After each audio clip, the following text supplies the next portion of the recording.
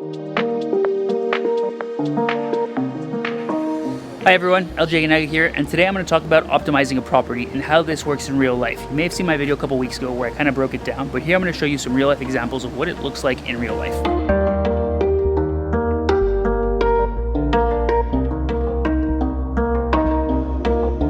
So the first part of the BRRRR is the buy, and in the buy, the most important part is the sourcing of the deal, okay?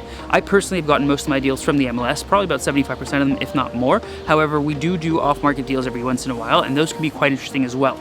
I do see a lot of people get really excited about off-market deals and not necessarily run the numbers properly just because it's an off-market deal. I always suggest that you make sure you focus on the numbers, because as part of this process, the most important thing is always the numbers. If the Excel format works and you have all the contingencies in there, the deal's gonna work. So don't focus on anything else but that.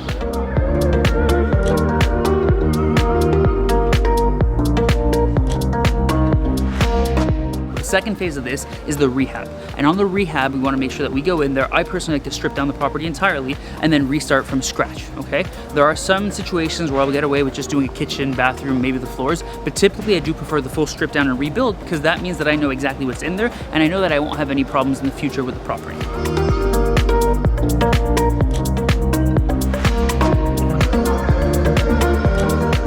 After that, we have to make sure we can rent out the property. So we're gonna rent it out entirely. We're gonna make sure we have optimized rents. We're gonna go around the neighborhood and see what are the types of rents that we can get in here based on the work that we did, the kitchens, the quartz countertops, the amount of bedrooms, all that kind of stuff that we're working with. And then once we get to that phase, the real last step is to refinance.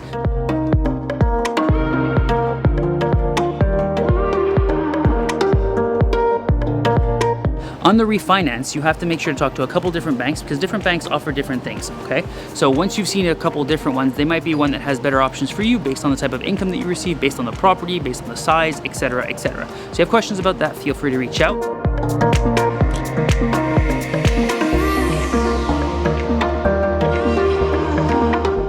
And then finally, my preferred stage is the repeat. I like to keep doing this as much as possible in order to grow that portfolio and eventually become financially free. Thank you so much for watching. Look forward to seeing you next week. And now on to the next one.